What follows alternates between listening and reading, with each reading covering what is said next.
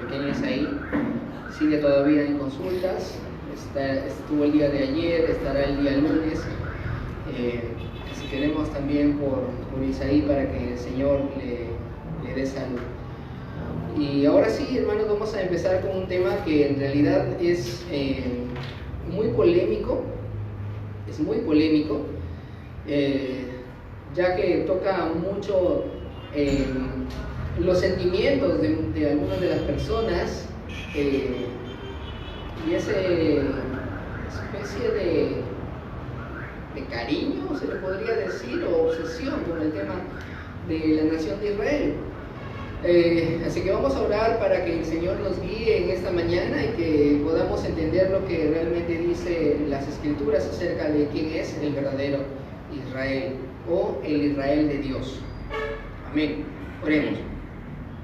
Señor, te damos gracias por tu misericordia, gracias por tu amor, gracias por esta palabra que vamos a recibir hoy. Señor, y digo vamos porque cuando estoy aquí dando, Señor, tu palabra, tu Espíritu Santo nos guía de tal manera que aún yo salgo aprendiendo más de tu palabra, Señor. Gracias por tu misericordia y te pido que me ayudes a ser fiel con la interpretación de tu palabra y que todos los que estemos aquí reunidos podamos salir edificados, Señor, y que esta palabra nos ayude a aprender de forma que podamos enseñar a otros acerca de las promesas cumplidas en ti, nuestro Salvador Jesucristo. Gracias te damos, Padre eterno, en el nombre de Jesús. Amén. Bien, les invito a abrir sus Biblias en la carta de Pablo a los Gálatas y vamos a leer un versículo que es, digamos que bastante controversial en su interpretación, ya que se está Pablo despidiendo de la iglesia de los Gálatas, y entre una de esas de ese saludo de despedida dice Gálatas capítulo 6, vamos a leer desde el verso 15 y 16, ¿está bien?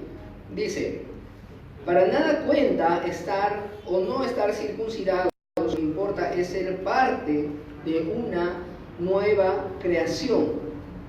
Paz y misericordia desciendan sobre todos los que siguen esta norma y sobre el Israel de Dios. Amén. Hacer esta distinción por parte de Pablo, que la paz de Dios descienda sobre todos los que obedecen esta norma, o sea, todos los que obedecen a la fe en Jesucristo y al Israel de Dios, deja como que un poco de duda entre muchos de los hermanos respecto a qué se refiere Pablo con el Israel de Dios. Vamos a ver una parte un poco histórica, y ya que si ustedes han revisado el Antiguo Testamento y sobre todo los libros que son un poco más históricos, como Crónicas, como el libro de Isaías o de algunos de los profetas que fueron escritos en estos tiempos de la deportación de Israel a Babilonia, ustedes van a saber de que el pueblo, vamos a llamarle nación de Israel del Antiguo Testamento, ¿sí?, para poder identificarlo, cuando nos refiramos a la nación de Israel del Antiguo Testamento, voy a decir el pueblo de Israel, ¿sí? ¿Ya?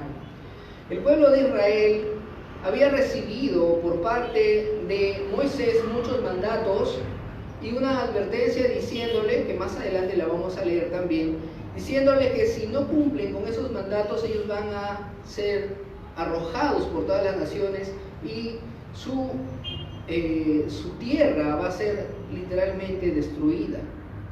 Y eso sucedió muchas veces, en realidad en muchas ocasiones. Si hiciéramos un pequeño recuento, ustedes van a saber que inmediatamente después de que Josué ya había muerto, y eso lo vamos a ver a detalle más adelante, el pueblo comenzó a desviarse, ¿sí?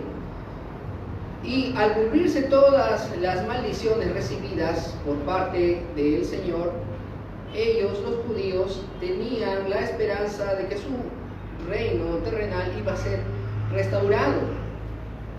Y eso ustedes lo van a ver que está dentro de inclusive los discípulos.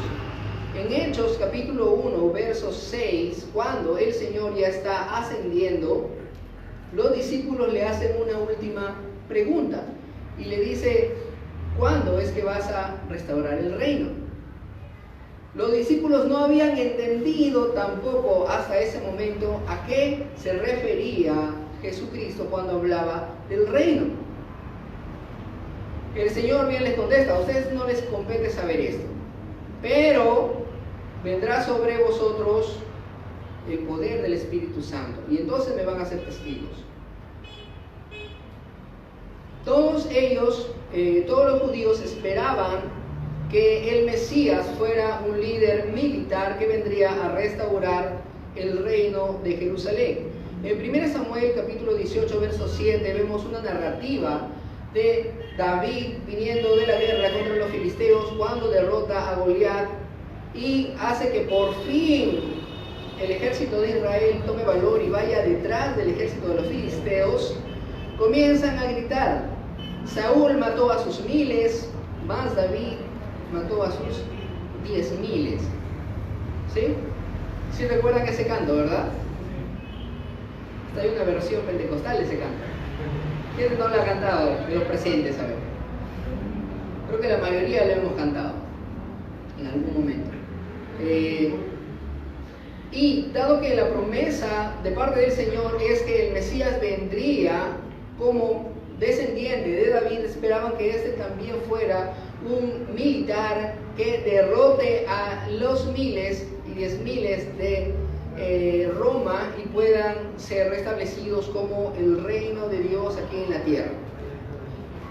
Y eso lo vemos en Juan capítulo 6, versos 14 y 15, aunque no esté descrito explícitamente de esa manera, pero nos dice que el Señor, vamos a leerlo, el Señor había tenido tanta acogida. Evangelio de Juan capítulo 6, versos 14 y 15.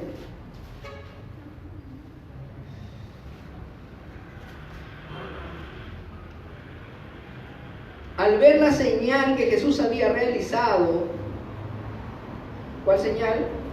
La alimentación de los 5,000. La gente comenzó a decir: en verdad, este es el profeta, el que ha venido al mundo. Vamos a creer en su evangelio y seremos salvos por medio de la fe. ¿Eso dijeron? No. Pero Jesús, dándose cuenta de que querían llevárselo a la fuerza y declararlo rey, se retiró de nuevo a la montaña él solo. Ellos daban una declaración diciendo: este es el profeta. Y para ellos, ¿qué significaba? Este es el que va a derrotar a Roma, porque cualquiera diría: no, espérate, si ellos ya querían hacerlo rey, entonces ¿por qué el Señor no dijo: bien, entonces aquí establezco mi reino? Porque la intención de ellos no era creer en el evangelio de Jesucristo, sino que Jesús se encargue de derrotar a las legiones romanas. Y esa no era la intención de Jesús. Así que vemos al mismo Jesucristo rechazando esta idea de restablecer un reino terrenal en Jerusalén. Vamos a ver algunas respuestas de parte de Dios en el mismo Evangelio de Juan, en el capítulo 12, verso 15.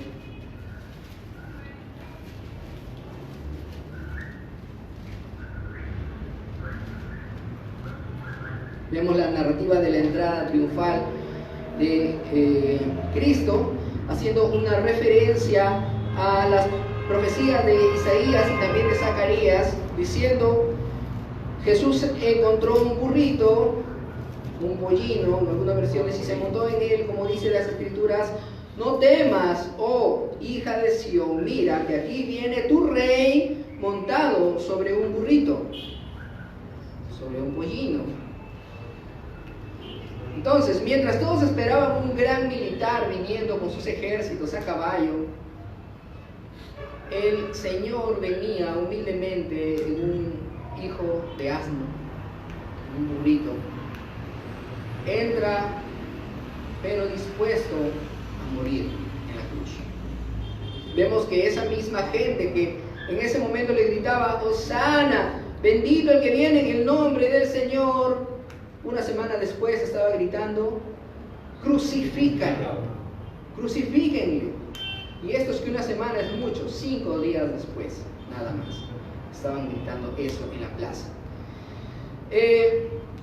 Esto realmente generó un gran desprecio por parte del pueblo, de manera que utilizaban su misma interpretación para burlarse de Jesucristo. Y eso lo vemos en Mateo capítulo 27, versos 41 y 42, cuando Jesús estaba en la cruz y comenzaban a decirle,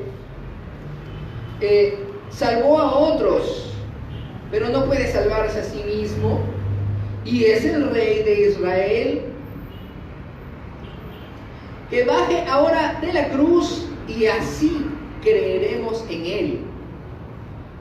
No habían entendido absolutamente nada los judíos, de manera que aún estando Jesús en la cruz se burlaban de él diciendo, nosotros esperamos a un rey, a un gran militar, así que si quiere que creamos en él, que se baje de la cruz y se salve y nos salve. No habían entendido absolutamente nada. Ahora, hermanos, eso es por parte de los judíos en el tiempo de Jesucristo y mucho antes. Pero existe algo similar en este tiempo en medio de la iglesia. Y sabemos de que hay hermanos sinceros que realmente aman al Señor y creen en esta doctrina de la cual voy a mencionar, pero tengo que decir también que lamentablemente esta doctrina o este sistema de interpretación teológico es como un cáncer dentro de la iglesia del Señor. Y este cáncer se llama dispensacionalismo. El dispensacionalismo, que aparece en el año de 1830, es un sistema creado por un ex sacerdote anglicano, obispo anglicano, no es católico, es de la iglesia anglicana, llamado Juan Nelson Darby. A él se le ocurrió esta nueva idea de que Dios tenía dos pueblos, un pueblo terrenal llamado Israel y un pueblo espiritual llamado la iglesia. Y aparte de eso, viene uno de sus discípulos, de sus más grandes discípulos, llamado Cyrus Scofield, que en el año de 1909 saca una Biblia comentada llamada la Biblia Scofield. En esta Biblia, o sea, imagínense una versión de la Biblia en inglés, la King James, que es lo que utilizaban en Estados Unidos, ¿sí? Pero que tenga toda la interpretación por parte de Scofield de lo que la Biblia realmente significa. Y precisamente a principios del siglo XX, en los mismos años en los que nace el pentecostalismo en Estados Unidos, existía lamentablemente una gran flojera por estudiar la palabra de Dios, de manera que ya ni siquiera estudiaban, ni siquiera se preocupaban por analizar qué es lo que la Biblia dice, sino simplemente toman la Biblia de Scofield e interpretan la Biblia según lo que Scofield había comentado. Y esto era precisamente el sistema dispensacional en Estados Unidos. Y hay que reconocer que Scofield y sus seguidores tenían mucho empeño, ponían bastante punche a lo que ellos enseñaban, de tal manera que hasta pusieron escuelas para que se interpretara esta Biblia Scofield. Inclusive supe que hace unas décadas todavía aquí en Trujillo funcionaba una escuela Scofield. Y en este sistema de interpretación tenían la esperanza de que Israel como nación iba a volver a restituirse. Ahora, muchos pueden decir, eso sí sucedió. El Estado israelí fue conformado nuevamente en el año de 1948, en mayo de 1948, ocupando terrenos de Palestina. Ahora, algunos pueden decir, ven cómo se cumplió las profecías, pero es fácil alterar las cosas para que las profecías se cumplan a la fuerza, ya que a causa del dispensacionalismo empezó un movimiento llamado el sionismo cristiano, donde los adeptos al dispensacionalismo comienzan a apoyar a los judíos para que regresen a Palestina. Eso es una forma en realidad de cómo forzar el cumplimiento de profecías que en realidad no tienen cumplimiento en ellos. El pueblo de Israel, recuerden que estamos hablando de la nación de Israel en el Antiguo Testamento, realmente fue el pueblo escogido por Dios, y eso no lo podemos negar. Fue llamado para ser una nación santa. Y todo este llamado comienza desde Génesis capítulo 13 hasta Génesis capítulo 15. Vemos cómo Dios le hace una serie de promesas a Abraham. Abraham, un pagano que vivía en Ur de los Caldeos, fue llamado a salir de su tierra y dejar a su familia para ir hasta la tierra donde el Señor le estaba prometiendo que se la iba a dar a su descendencia. ¿Sí? Vamos a leer Génesis capítulo 13, versos 14 y 15. Si es que alguien lo encuentra antes que yo, me puede ayudar. Génesis capítulo 13, versos 14 y 15. Después de que Lot se separó de Abraham, el Señor le dijo: Abraham, levanta la vista desde el lugar donde estás y mira hacia el norte, hacia el sur, hacia el este y hacia el oeste. Yo te daré a ti y a tu descendencia para siempre toda la tierra que abarca tu mirada. Multiplicaré tu descendencia como el polvo de la tierra. Si alguien puede contar el polvo de la tierra, y también podrá contar tu descendencia. Bien, a causa de esto, los dispensacionalistas dicen que Israel tiene derecho perpetuo a esa tierra, y que todavía falta ocupar más espacio, porque el Señor le ha prometido mucho más espacio. Pero vamos a ver lo que dice Josué en el capítulo 21, versos 43 y 45. Dice: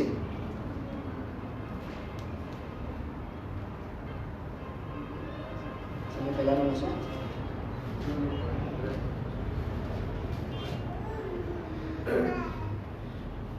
Así fue como el Señor les entregó a los israelitas todo el territorio que había prometido darles a sus antepasados, y el pueblo de Israel se estableció allí. El Señor les dio descanso en todo el territorio, cumpliendo así la promesa hecha años atrás a sus antepasados. Ninguno de sus enemigos pudo hacer frente a los israelitas, pero el Señor entregó sus manos a cada uno de los que se les oponían. Mucho ojo en este último versículo. Y ni una sola de las buenas promesas del Señor a favor de Israel dejó de cumplirse, sino que cada una se cumplió al pie de la letra. Amén. El Señor cumplió sus promesas a la nación de Israel. El Señor no le debe absolutamente nada a la nación de Israel. ¿Y por qué no le debe nada? Uno dice, no, pero es una herencia perpetua. Bueno, vamos a Deuteronomio capítulo 29, versos del 19 al 28, es un poquito extenso. Vamos a leerlo de corrido. Dice: si alguno de ustedes al oír las palabras de este juramento, la renovación del nuevo pacto, la renovación del pacto antiguo, perdón. Si al oír las palabras de este juramento se cree bueno y piensa, todo me saldrá bien, aunque persista yo en hacer lo que me plazca, provocará la ruina de todos. El Señor no lo perdonará la ira y el celo de Dios arderán contra este hombre. Todas las maldiciones escritas en este libro caerán sobre él, y el Señor hará que desaparezca hasta el último de sus descendientes.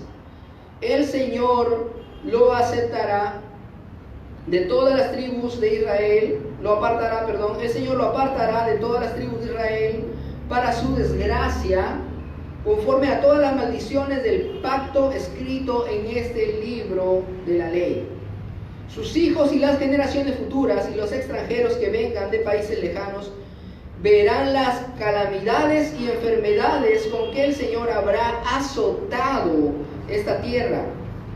Toda ella será un desperdicio ardiente de sal y de azufre, donde no podrá plantarse, nada germinará y ni siquiera la hierba crecerá.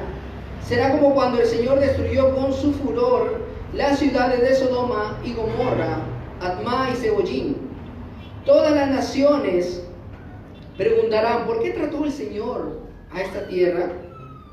¿Por qué trató así el Señor a esta tierra? ¿Por qué derramó con tanto ardor su furia sobre ella? Y la respuesta será: porque este pueblo abandonó el pacto del Dios de sus padres, pacto que el Señor hizo con ellos cuando los sacó de Egipto. Se fueron y adoraron a otros dioses, se inclinaron ante dioses que no conocían, dioses que no tenían por qué adorar. Por eso se encendió la ira del Señor contra esta tierra y derramó sobre ella todas las maldiciones escritas en este libro. Y como ahora podemos ver, con mucha furia y enojo el Señor los arrancó de raíz de su tierra y los arrojó a otro país. Ese término arrancó de raíz tiene un significado para aún en la actualidad, ¿verdad? ¿Qué significa arrancar de raíz? Ese cultivo que se ha arrancado de raíz está condenado a la muerte. Así que el Señor ya les había advertido de antemano que los iba a desaparecer si es que ellos violentaban el pacto. Y esto sucedió. Vamos a ver en Jueces capítulo 1, verso del 11.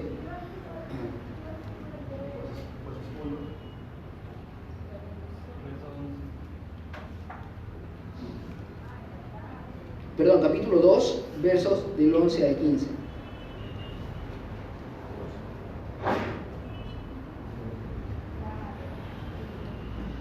Esos israelitas hicieron lo que ofende al Señor y adoraron a los ídolos de Baal. Abandonaron al Señor, Dios de sus padres, que los había sacado de Egipto, y siguieron a otros dioses, dioses de los pueblos que los rodeaban, y los adoraron, provocando así la ira del Señor. Abandonaron al Señor y adoraron a Baal y a las imágenes de Astarte. Entonces el Señor se enfureció contra los israelitas y los entregó en manos de invasores que los saquearon. Los vendió a sus enemigos que tenían a su alrededor, a los que ya no pudieron hacerles frente. Cada vez que los israelitas salían a combatir, la mano del Señor estaba en contra de ellos para su mal, tal como el Señor se lo había dicho y jurado. Así llegaron a verse muy angustiados. Este libro de Jueces es un libro con una historia circular.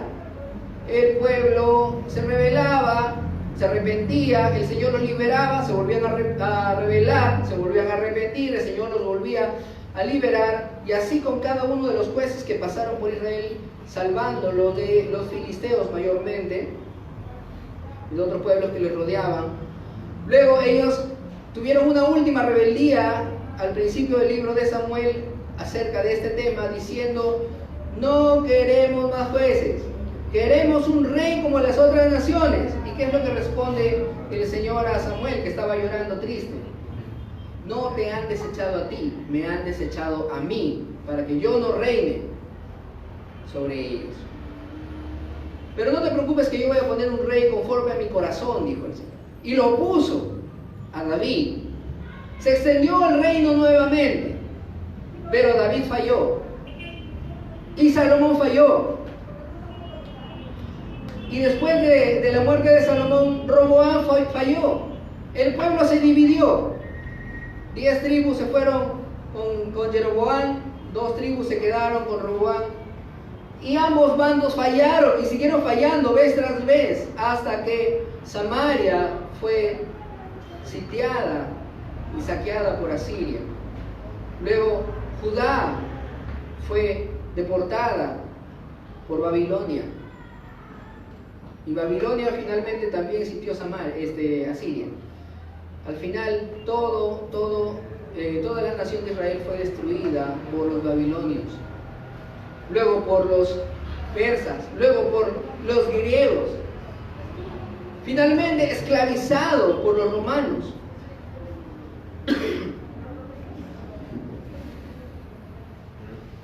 Vemos que el Señor realmente cumplió cada una de sus palabras. Vamos a ir al Evangelio de Mateo para finalizar esta parte acerca de Israel del Antiguo Testamento. Vamos a ver, después de la entrada triunfal de Jesús, viene un discurso que es extenso, ocupa varios capítulos de Mateo, y comienza, vamos a ver el verso 33 en adelante, la parábola de los labradores malvados. Voy a pedir que alguien me ayude. Mateo capítulo 21, versos desde el 33 al 43. Alguien que pueda darle una lectura rápida.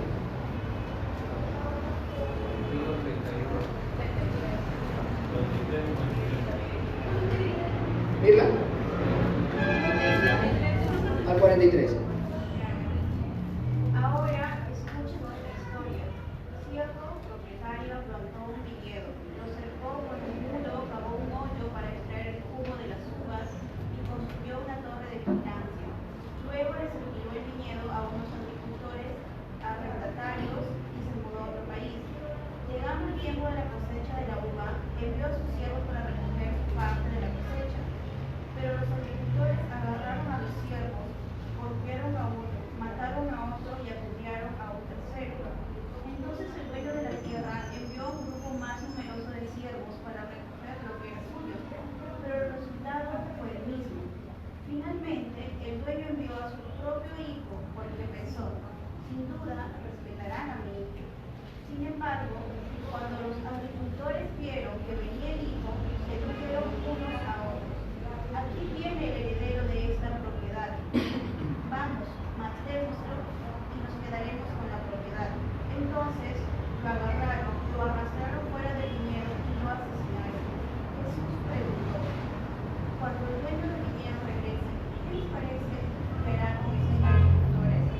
Los líderes religiosos contestaron: a los hombres malvados les dará una muerte horrible y alquilará el viñedo a otros que le darán su porción después de cada cosecha. Entonces Jesús les preguntó: ¿nunca leyeron en las Escrituras? La piedra que los constructores rechazaron ahora se ha convertido en la piedra principal. Esto es obra del Señor, ¿no es maravilloso verlo?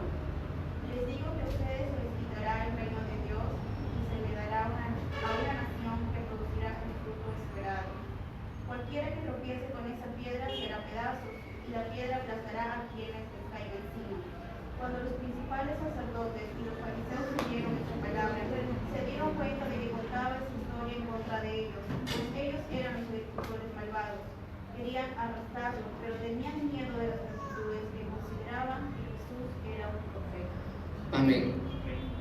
Después de la entrada triunfal de Jesús, registrado en el capítulo 21, que ya hemos visto, el Señor comienza a hablar una serie de parábolas y mensajes hacia Jerusalén.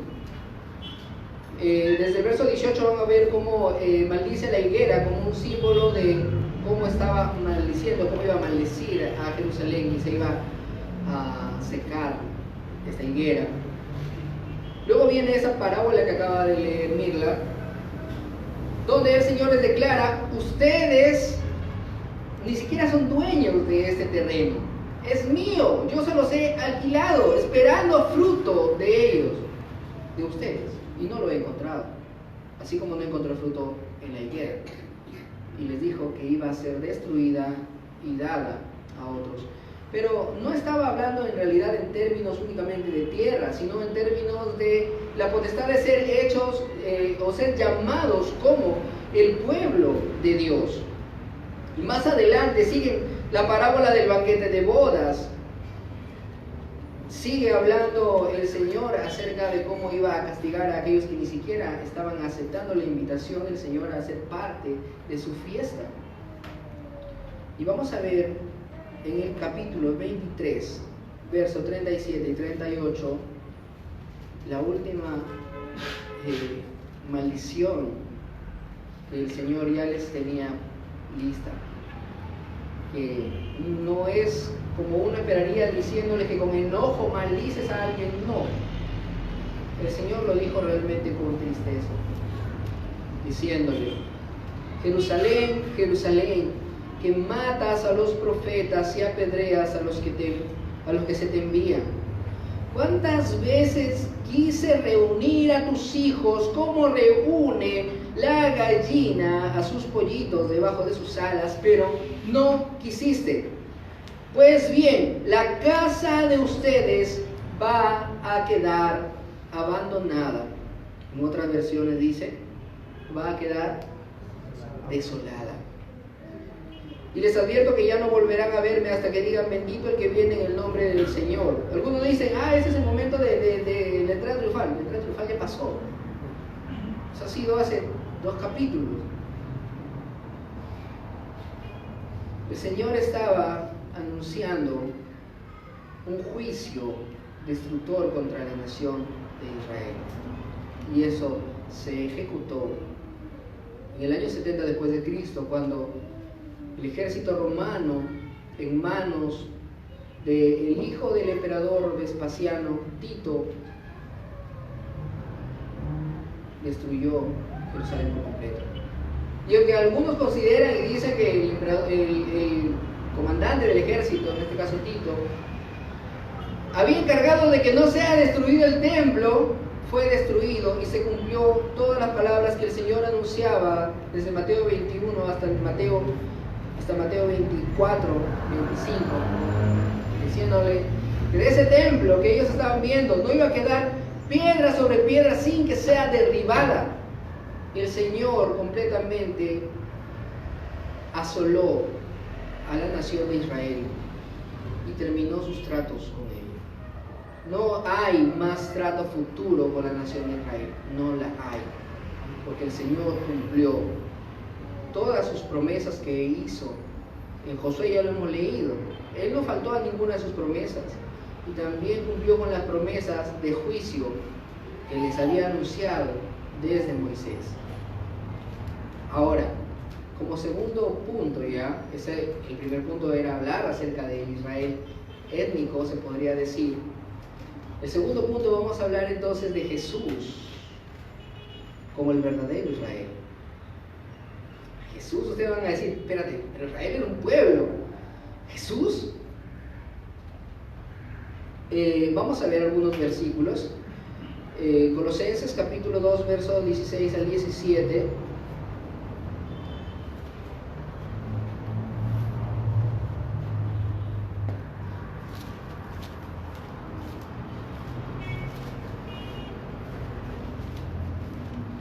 Dice: así que nadie los juzgue a ustedes por lo que comen o beben, o con respecto a días de la fiesta religiosa, de luna nueva o de día de reposo.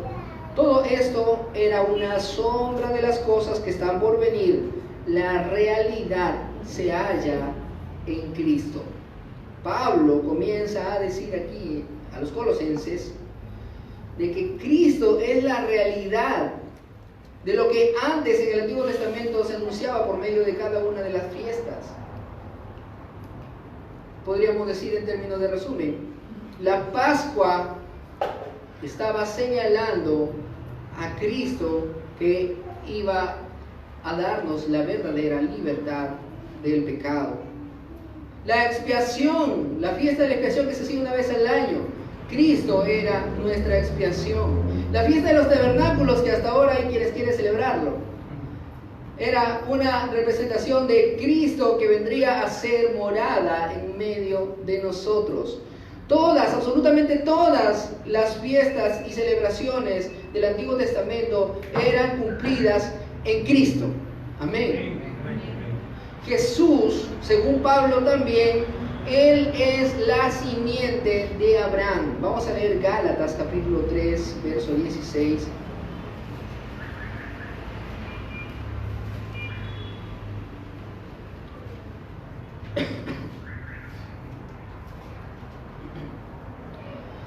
Ahora bien, las promesas se hicieron a Abraham y a su descendencia. La escritura no dice ya los descendientes.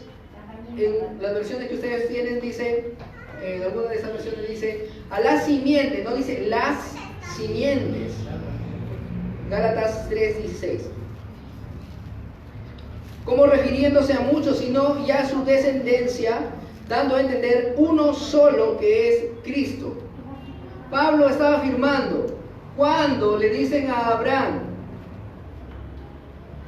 que por su descendencia iban a ser benditas todas las familias de la tierra, no estaba hablando del linaje de Israel, estaba hablando de Cristo. Pablo entendió que el descendiente era Cristo. Y Mateo se encarga de hacer una genealogía que cumpla con ese estándar, ubicando a Jesús como el descendiente directo de Abraham. Jesús también es el descendiente de David. Vamos a ver Hebreos capítulo 1, verso 5. Porque ¿a cuál de los ángeles dijo Dios jamás, tú eres mi hijo, hoy mismo te he engendrado? Y en otro pasaje, yo seré tu padre y él será mi hijo. Algunos pueden decir, espérate, ¿y esto qué tiene que ver con el hijo de David? Porque lo que está haciendo el autor de Hebreos es citar versículos del Antiguo Testamento, Salmo capítulo 2, verso 7, y segunda de Samuel capítulo 7, verso 14, donde se le estaba, en el pasaje de Samuel, se le estaba prometiendo a David que su descendiente sería llamado el Hijo de Dios. Él le será por hijo y yo le seré a él por padre.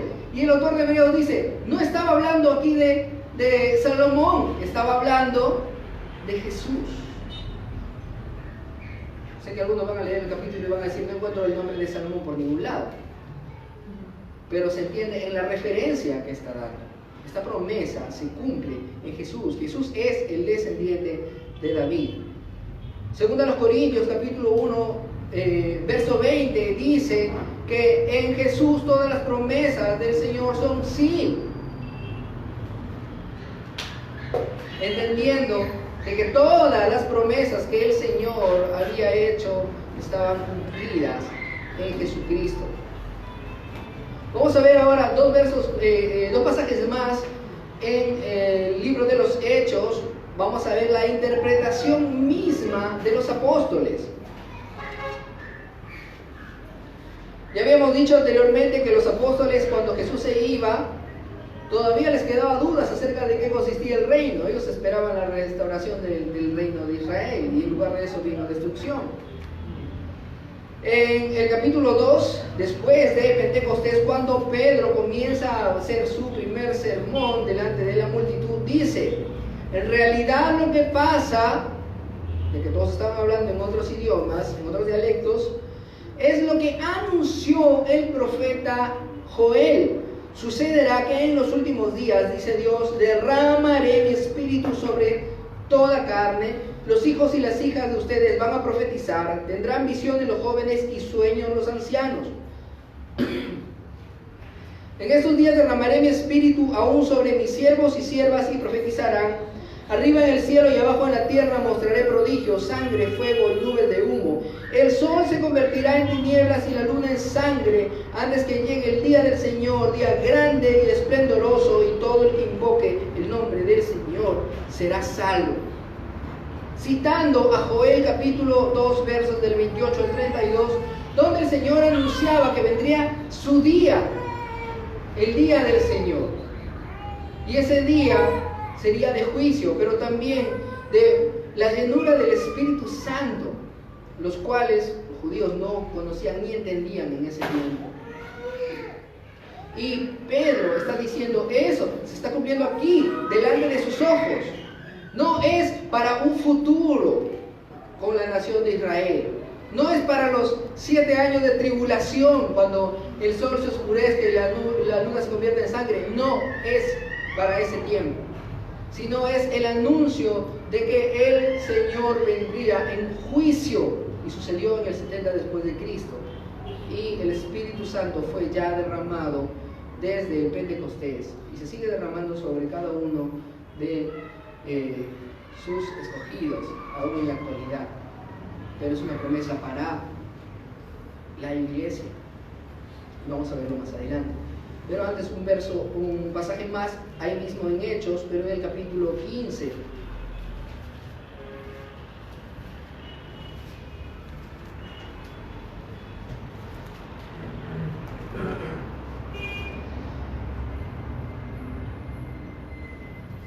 Había llegado el anuncio de que el Evangelio era creído por los gentiles también. Ahora, ¿qué les decimos a ellos? ¿En verdad un gentil puede salvarse? ¿Que esto no es una promesa únicamente para el linaje de los judíos? ¿Y qué es lo que dicen? 16 y 17. Vamos a leerlo desde el verso 12 para entrar en contexto. Toda la asamblea guardó silencio para escuchar a Bernabé y a Pablo, que les contaron las señales y prodigios que Dios había hecho por medio de ellos entre los gentiles. Cuando terminaron, Jacobo o Santiago tomó la palabra y dijo: hermanos, escúchenme. Simón nos ha expuesto cómo Dios desde el principio tuvo a bien escoger de entre los gentiles un pueblo para honra de su nombre. Con esto concuerdan las palabras de los profetas, tal como está escrito: después de esto volveré y reedificaré la casa caída de David.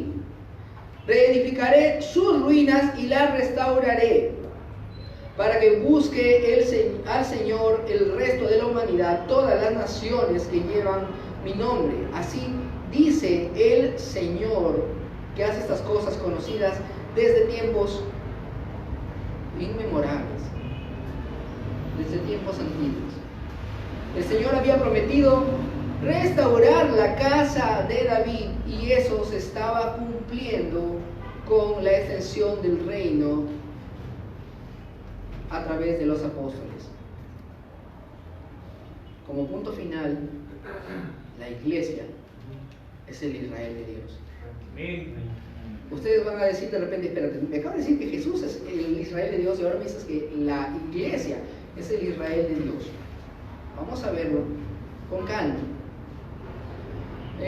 Afilen sus Biblias y los aplicativos, los que no tienen la Biblia en físico. Vamos a leer varios pasajes. ¿Sí? ¿Me ayudan?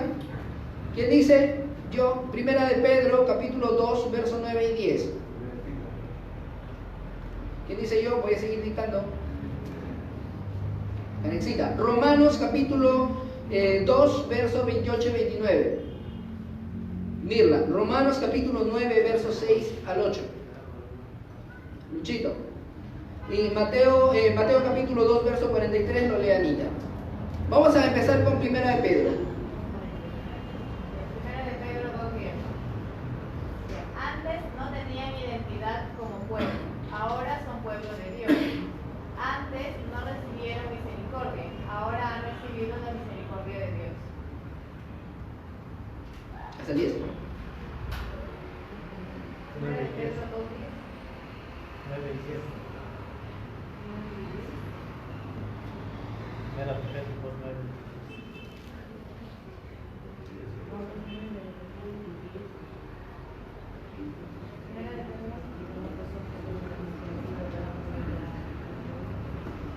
¿Qué versión ha leído? Primera de Pedro capítulo 2, versos 9 y 10. Pero ustedes son linaje escogido, real sacerdocio, nación santa, pueblo que pertenece a Dios, para que proclamen la obra maravillosa de aquel que los llamó de las tinieblas a su luz admirable. Ustedes antes ni siquiera eran pueblo, pero ahora son pueblo de Dios. Antes no habían recibido misericordia, pero ahora ya la han recibido. Una vez escuché a alguien que dijo: esta palabra se lo está diciendo a Israel. Y la iglesia, cuando crees, eres incluido dentro de ese Israel. No, esa palabra se le está diciendo a la iglesia. Y está usando términos ubicados en pasajes como Deuteronomio capítulo 7 verso 6 o en Éxodo capítulo 28, donde el Señor estaba diciendo de que ese pueblo de Israel en el Antiguo Testamento iba a ser llamado una nación santa para Dios, tenía que ser santo como Él era santo, y había elegido una de las tribus para que sirvan el ministerio, y de esa tribu una familia que serviría como sacerdotes para Él. Ahora, toda la iglesia son llamados a ser un linaje escogido, es un linaje escogido, a ser una nación santa para Dios y un real sacerdocio. Todos, no solamente el que dirige adelante, todos están llamados a ser sacerdotes de Dios. Amén. Así que fíjense que todas las promesas del Antiguo Testamento dadas a Israel se las dan los apóstoles ¿a quién? A la iglesia. La iglesia es el Israel de Dios. Romanos capítulo 2, 28 y 29. Pues no se es un verdadero judío solo por haber nacido de padres judíos y por haber pasado por la ceremonia de la circuncisión. No, un verdadero judío es aquel que tiene el corazón recto a Dios. La verdadera circuncisión no consiste meramente en obedecer la letra de la ley, sino que es un cambio en el corazón, producido por el Espíritu de Dios. Y una persona con un corazón transformado busca la aprobación de Dios, no la de la gente. Amén. Ya desde el Antiguo Testamento se había anunciado por parte de Moisés diciéndoles: circuncidaos el prepucio de vuestros corazones. De nada les sirve ser circuncidado físicamente si su corazón no ha cambiado. Así que él sabía que aún dentro de esa nación había quienes no se iban a salvar porque no creían. Es un error que ahora dicen que por ser judío ya se salvan directamente, solo por ser judío. Cuando en el Antiguo Testamento eso no sucedía tampoco. ¿Por qué creerlo ahora? El Señor por medio del apóstol Pablo está diciendo: no es judío el que ha sido hecho por la carne, sino que es judío el que es hecho por el corazón, un corazón cambiado por Dios. Ahora, no vayan a resultar saliendo diciendo: soy judío. No, porque no hay mayor título para nosotros que el de cristiano. Amén. Romanos capítulo 9, verso 6 Romanos capítulo 9, versículo 6 al 8. No es que la palabra de Dios haya fallado, porque no todos los que descienden de Israel son israelitas, y por ser descendientes de Abraham son todos hijos, sino que en Isaac te será llamada descendencia. Esto es, no son hijos de Dios los que son hijos según la carne, sino que son los hijos según la promesa, los que son contados como descendientes. Amén. Pareciera que Pablo se estaba anticipando a una discusión con un dispensacionalista. El que le estaba diciendo: Pablo, pero si tú me dices entonces que en nada me aprovecha ser judío, estás diciéndome que la palabra del Señor ha fallado, que sus promesas han fallado. Y Pablo se anticipa a ese tipo de lector diciéndole: la palabra de Dios no ha fallado, porque ya se sabía, como les dije hace un momento, que el judío no era el que se había circuncidado físicamente, sino el que tenía un corazón nuevo. Profecías de parte de Dios que decían constantemente: y yo les quitaré ese corazón de piedra y les daré un corazón de carne para que sientan. Esas promesas se cumplen en el pueblo que es la iglesia. Mateo capítulo 2, verso 43. 2:43. No me digas que me equivoqué en la última cifra.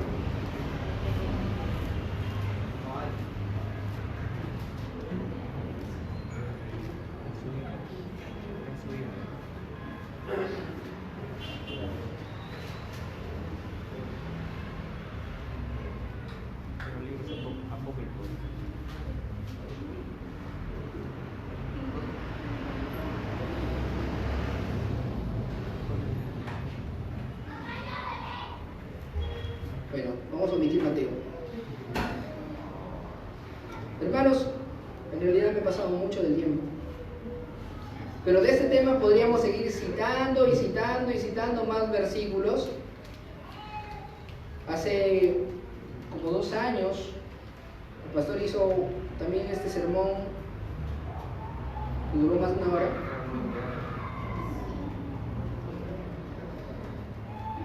Pero, 3:9. ¿ah? 3:9. ¿3:9? A ver, ¿qué dice 3:9? Misteriosamente.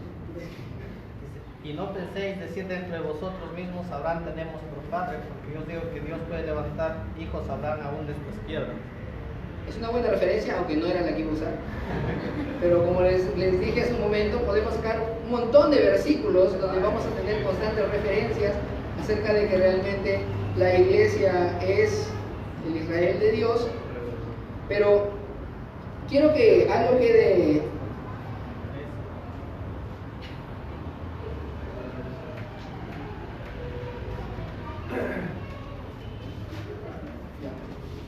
¿sabe qué? Me faltó el 1. 21:43. Si es que todavía tenían dudas, el Señor, esto ya lo hemos leído de hecho hace rato, pero el Señor les promete, lo leyó Mirla. Por eso les digo que el reino de Dios les será quitado a ustedes y se le entregará a un pueblo que produzca los frutos. Y ese pueblo es la iglesia. Este último versículo, Gálatas capítulo 3, verso 29. ¿Por qué digo que Jesús, Cristo, es el Israel de Dios y al mismo tiempo digo que la iglesia es el Israel de Dios? Gálatas capítulo 3, verso 29 dice: y si ustedes pertenecen a Cristo, son la descendencia de Abraham y herederos según la promesa. ¿Qué más específico podríamos ser que este verso? Amén. Entonces, espero que quede claro en esta mañana que es la iglesia el heredero de las promesas hechas por parte de Dios a Israel en referencia a su nuevo pacto. A su nuevo pacto, no quiero que alguno de ustedes vaya a decir que puede ir de repente a Palestina y reclamar esa tierra. Dice, esa tierra no le pertenece al Israel de allá como nació, sino a nosotros, van a decir. No, sino en referencia a su nuevo pacto. Nosotros somos el Israel de Dios porque estamos incluidos en Cristo. Amén. Oremos.